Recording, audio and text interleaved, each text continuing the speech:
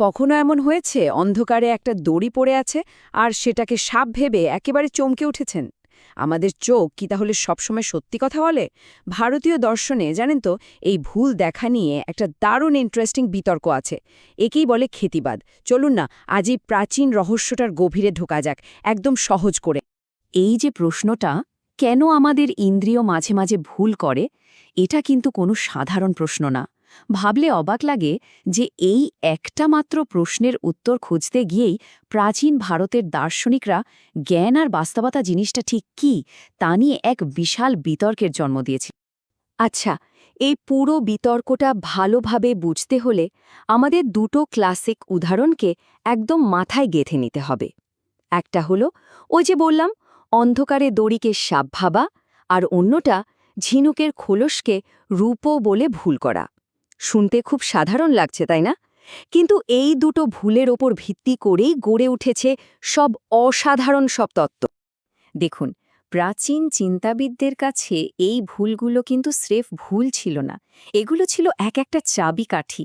তাদের ধারণা ছিল, যদি আমরা বুঝতে পারি যে আমরা কেন ভুল করি, তাহলেই হয়তো জ্ঞান আর বাস্তবতার আসল দরজাটা খুলে যাবে।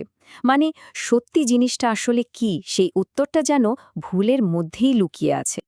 তো এই ভুলের রহস্য সমাধান করতে গিয়ে মাঠে নামল মূলত দুটো দল।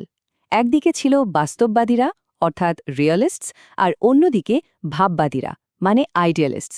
চলুন তো আগে এই দুটো দলের মূল ভাবনাটা একটু বুঝে নেওয়া যাক। আর এখানেই কিন্তু আসল পার্থক্যটা। বাস্তববাদীদের কথা হলো, আমাদের মন থাকুক বা না থাকুক, বাইরের জগৎটা একদম সত্যি, নিজের মতো করেই তার অস্তিত্ব আছে। কিন্তু ভাববাদীরা বললেন, না, ব্যাপারটা মোটেও তা নয়। আমরা যে জগৎটা দেখি সেটা আসলে অনেকাংশেই আমাদের মনেরই সৃষ্টি। বুঝতেই পারছেন, এই দুইটা একদম ভিন্ন দৃষ্টিকোণ।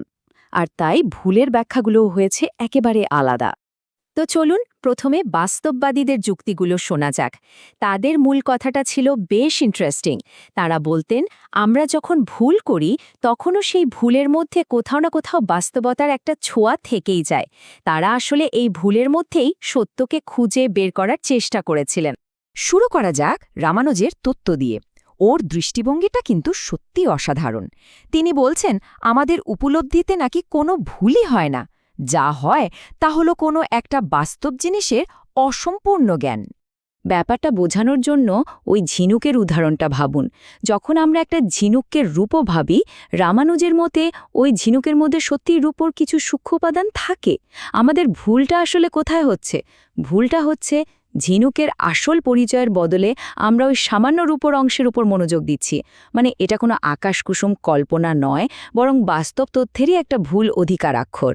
আচ্ছা, এবার আসা যাক প্রভাকরের তত্ত্বে।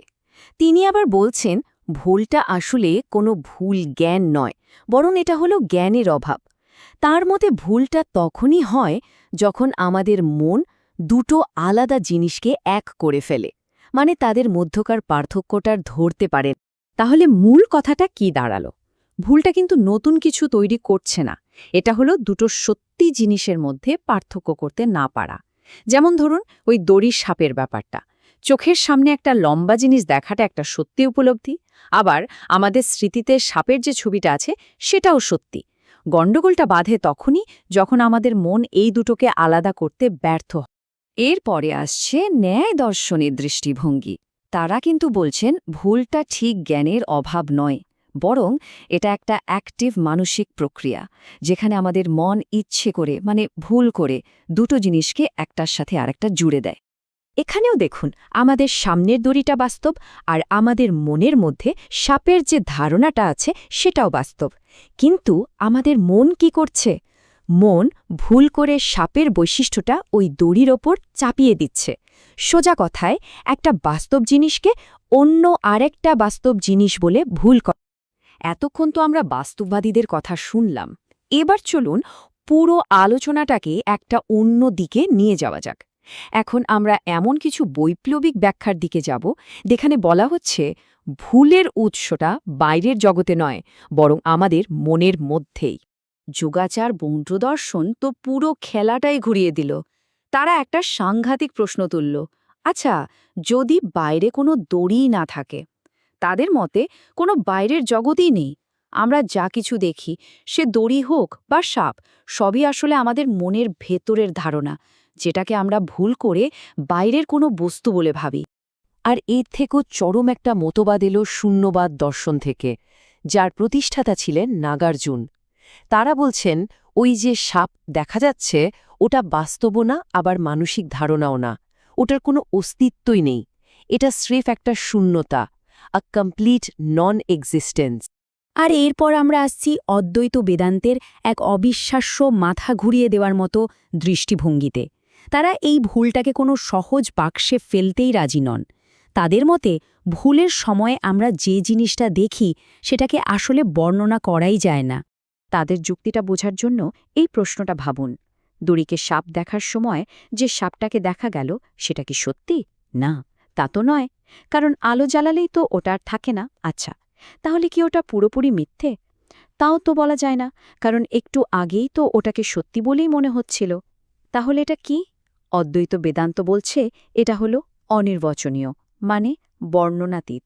এটা এমন এক অস্থায়ী অলিক অবস্থা, যা কিনা চূড়ান্তভাবে সত্যও নয়, আবার পুরোপুরি মিথ্যাও নয়। তাহলে এতক্ষণের আলোচনা থেকে আমরা কি পেলাম? দেখুন, এই স্লাইডটা পুরো বিষয়টাকে এক জায়গায় নিয়ে এসেছে। একদিকে আছেন বাস্তববাদীরা, যারা ভুলের কারণটাকে বাস্তব জগতের মধ্যেই খুঁজেছেন, আর অন্যদিকে ভাববাদীরা, যারা মনে করেন ভুলটা আসলে আমাদের মনেরই একটা খেলা। আচ্ছা, এত সব জটিল তত্ত্ব শোনার পর মনে হতেই পারে যে এই দড়ি আর সাপ নিয়ে হাজার হাজার বছর আগের বিতর্কের আজ আর কি দরকার। দরকার আছে, কারণ এই দার্শনিকরা আসলে শুধু ভুলের ব্যাখ্যা খুঁজছিলেন না, তারা এর মাধ্যমে সংজ্ঞায়িত করতে চেয়েছিলেন যে কোনো কিছুকে সত্যি করে জানার মানেটা কি, আর কোনো কিছুর বাস্তব হওয়ার অর্থই বা কী। তাই এটা শুধু ভুল নিয়ে একটা আলোচনা নয়, এটা আসলে আমাদের জ্ঞানের সীমা আর বাস্তবতার আসল প্রকৃতি নিয়ে এক গভীর অনুসন্ধান। তাহলে শেষ পর্যন্ত প্রশ্নটা এটাই দাঁড়ায়, আমাদের জ্ঞান কি নিছকই এক একটা দৃষ্টিভঙ্গি? এই চূড়ান্ত প্রশ্নটা না হয় আমাদের ভাবনার জন্য তোলা রইল। কে জানে, হয়তো উপলব্ধি, ভ্রম আর বাস্তবতার মধ্যেকার যে রেখাটা, সেটা আমরা যতটা স্পষ্ট ভাবি ততটা স্পষ্ট নয়।